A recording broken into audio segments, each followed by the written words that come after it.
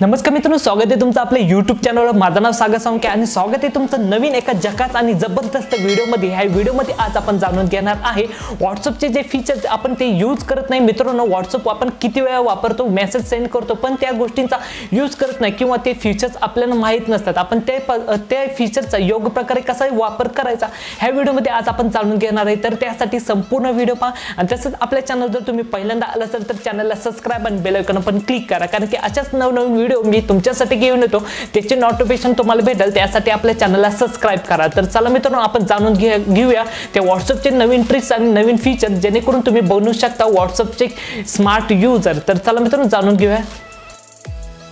पहिला पॉइंट आहे तो मित्रांनो, मेसेजचं कोणी बघितलाय आणि कधी बघितलाय याचा टायमिंग। तर मित्रांनो, आपण एखाद्या वेळेस ग्रुपला मेसेज सेंड करतो, ग्रुपला मेसेज सेंड केल्यानंतर ब्लू टिकचा हा ऑप्शन ग्रुपवर नसतो। तर तो मेसेज कोणी बघितलाय आणि कधी बघितलाय हे जर जाणून घ्यायचं असेल तर मित्रांनो, तो मेसेजला तुम्ही होल्ड करा।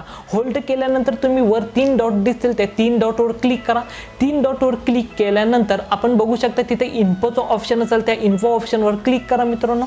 तर इन्फो ऑप्शनवर क्लिक केल्यानंतर तुम्हाला तिथे दिसेल की रीड बाय, म्हणजे कोणी रीड केलाय हा मेसेज तुम्हाला तिथे ऑप्शन दिसेल। त्यामधून तुम्हाला समजून येईल की मेसेज कोणी रीड केलाय आणि खाली टायमिंग दिसेल, त्या टायमिंग मधून तुम्हाला समजून येईल की तो मेसेज कोणी बघितलाय आणि कधी बघितलेला आहे। तर मित्रांनो, ह्या फंक्शनचा तुम्ही यूज करा मित्रांनो, त्याचा तुम्हाला वापर होऊ शकतो ग्रुपमध्ये। मित्रांनो, जो दुसरा पॉइंट आहे तो म्हणजे बल्कमध्ये मेसेज सेंड करा। मित्रांनो, ज्यावेळेस व्हॉट्सअपचा न्यू अपडेट आला होता त्यावेळेस 5 जणांपेक्षा आपण जास्त जणांना मेसेज सेंड करू शकत नव्हतो, किंवा 5 जणांना सेंड केल्यानंतर अधिक नंतर परत 5 जणांना सेंड करा, त्यामुळे आपण मेसेज पण जास्त शेअर करत नव्हतो आणि सेंड पण करत नव्हतो। तर मित्रांनो, आपल्याला जर मेसेज बल्कमध्ये पाठवायचे असतील तर त्यासाठी तुम्हाला न्यू ब्रॉडकास्ट ओपन करावं लागेल। तर तो कसा करायचा आणि त्याचा कसा यूज करायचा आपण जाणून घेऊया। तर मित्रांनो, मोबाईल स्क्रीनवर गेल्यानंतर आपण व्हॉट्सअपमध्ये व्हॉट्सअप मध्ये गेल्यानंतर इथे तुम्ही बघू शकता वर 3 डॉट दिसतील, त्या 3 डॉटवर क्लिक केल्यानंतर तिथे न्यू ब्रॉडकास्ट हा ऑप्शन दिसेल। त्या न्यू ब्रॉडकास्ट ऑप्शनवर क्लिक करा।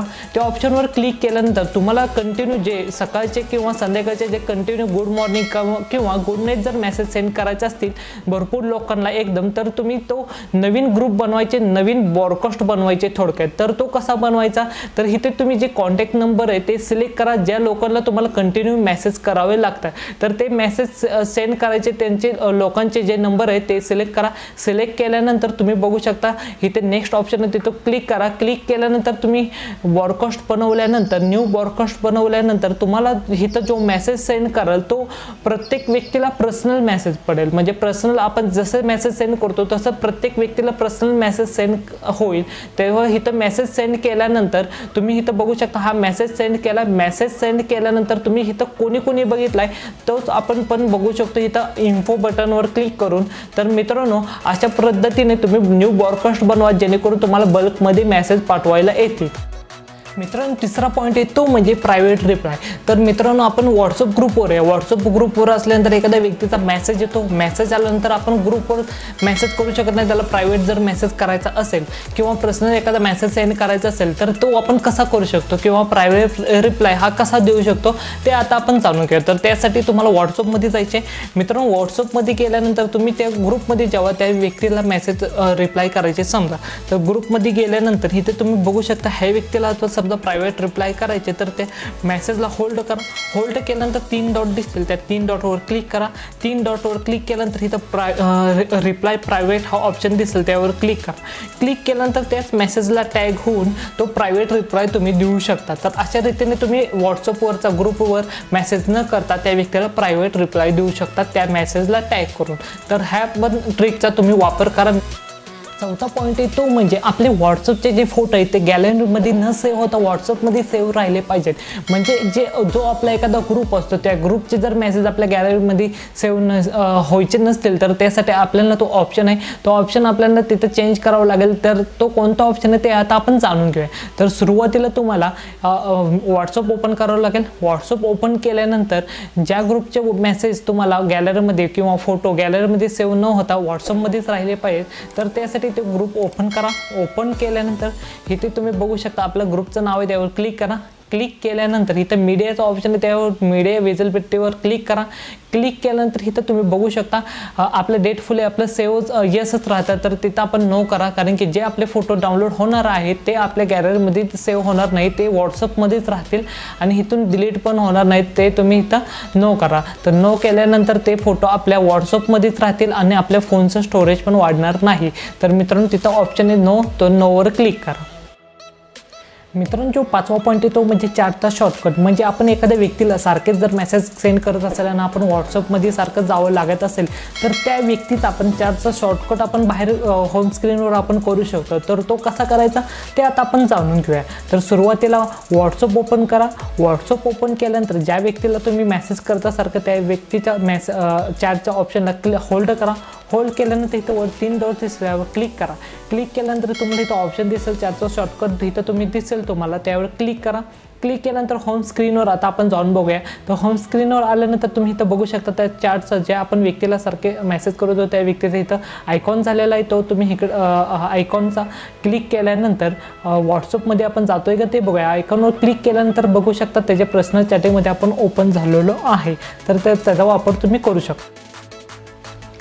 मित्रांनो जो 6वा पॉईंट आहे तो म्हणजे ग्रुप नोटिफिकेशन ऑफ करा. मित्रांनो आपल्या एखाद ग्रुप जर सारखेच मेसेज येत असतील आणि त्या नोटिफिकेशनमुळे आपल्याला त्रास होत असेल तर तुम्ही त्याची नोटिफिकेशन म्यूट करू शकता. तर ते कसे करायचे ते आपण जाणून घ्या. तर सुरुवातीला व्हॉट्सअप ओपन करा.